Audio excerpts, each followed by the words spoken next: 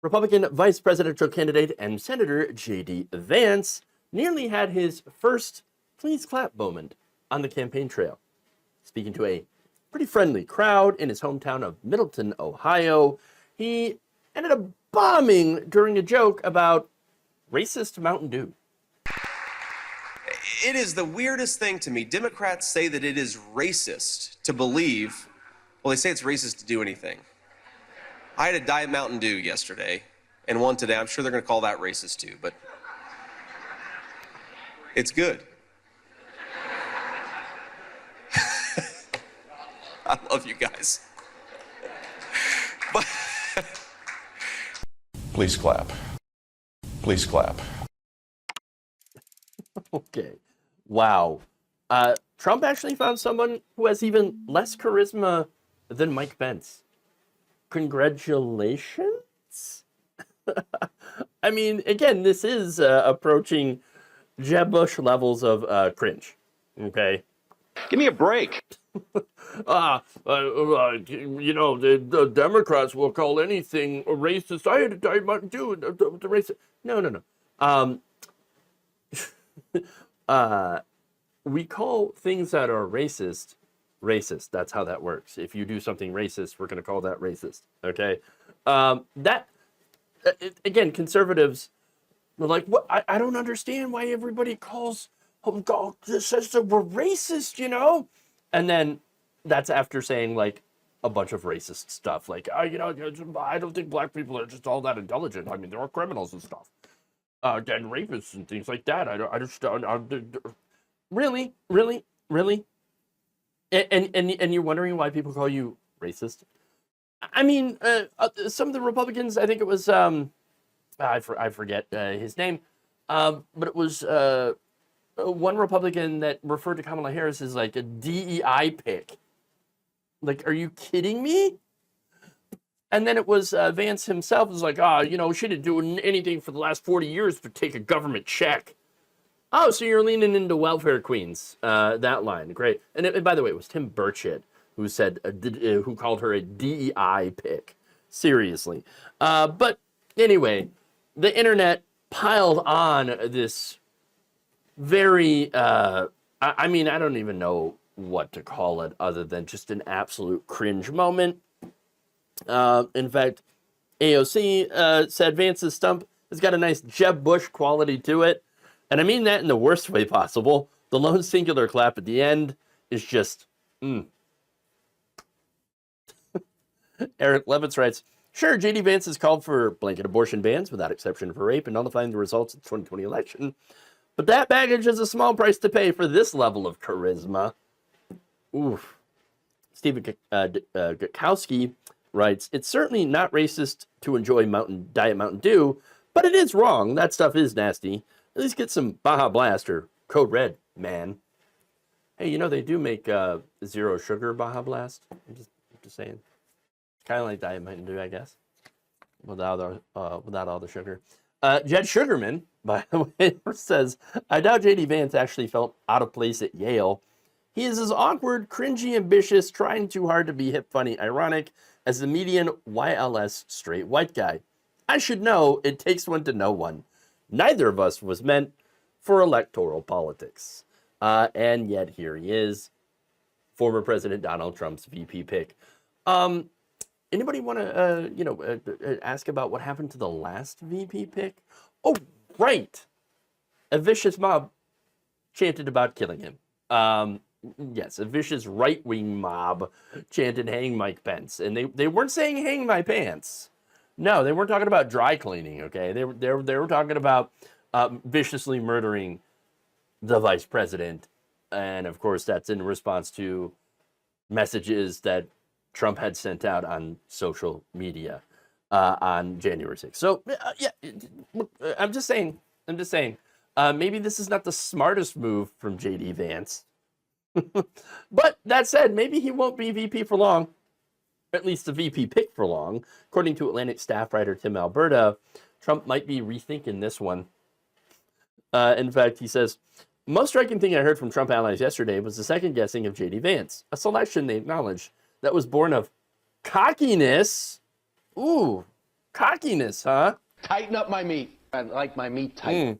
Meant to run up margins with the base in a blowout rather than persuade swing voters in a nail biter. So the idea here was they thought, we're going to run it against Joe Biden. I mean, Joe Biden's never going to drop out, right? Well, I mean, the whole idea of someone in power actually relinquishing that power is completely alien to them. Okay?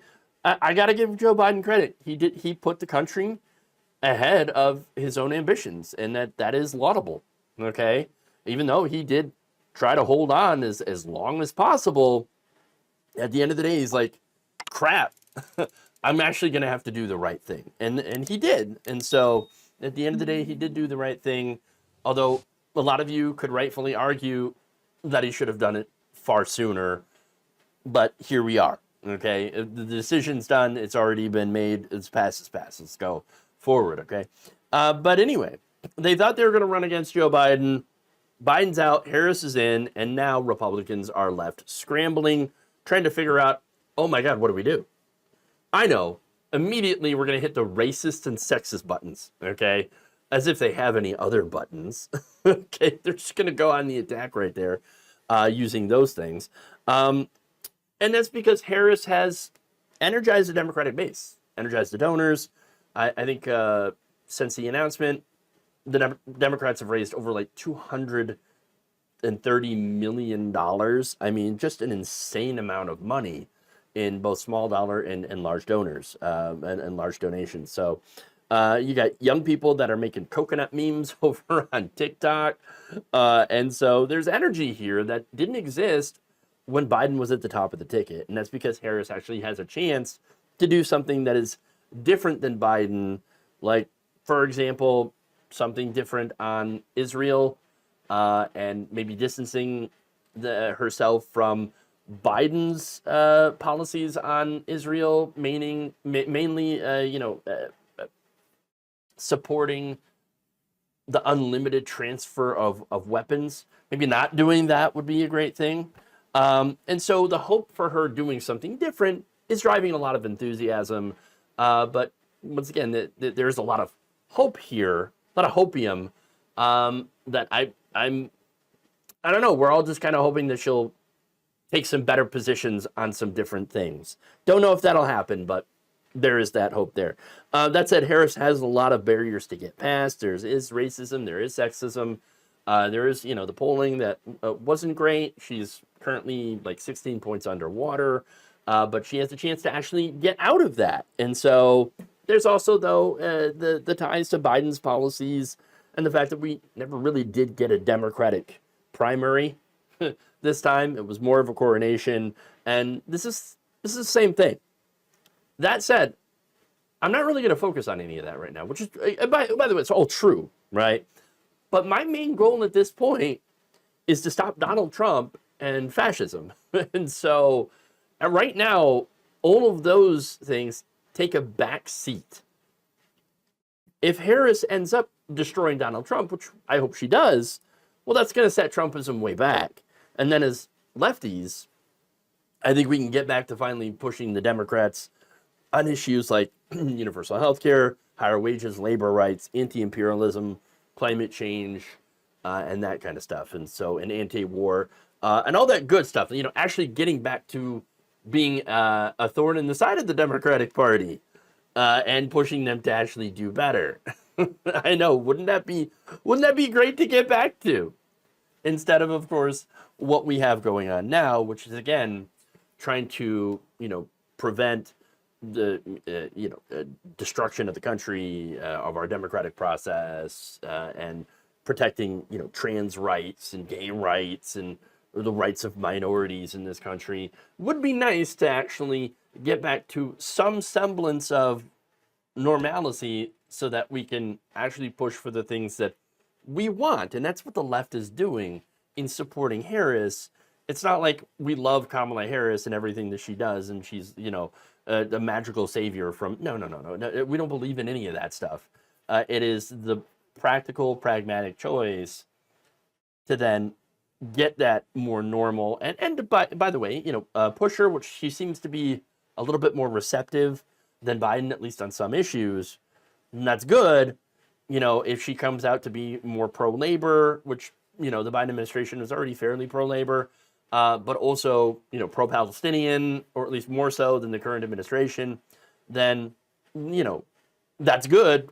But like I said, primary is defeating people like Vance and Trump, and and I think this time we're actually seeing far more energy in the Democratic Party as a result of Harris and Biden, of course, stepping aside. And we should hopefully we'll be able to ride that into an election where we defeat Trump and then go from there. So it seems like a pretty good starting point here in doing that. Thank you for watching. If you enjoyed this video, please like, share, subscribe, hit the bell icon in order to get notified whenever a new video is released.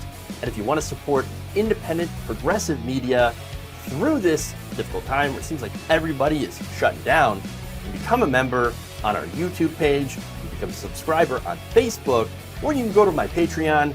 It's patreon.com/Jeff Waldorf. Thank you.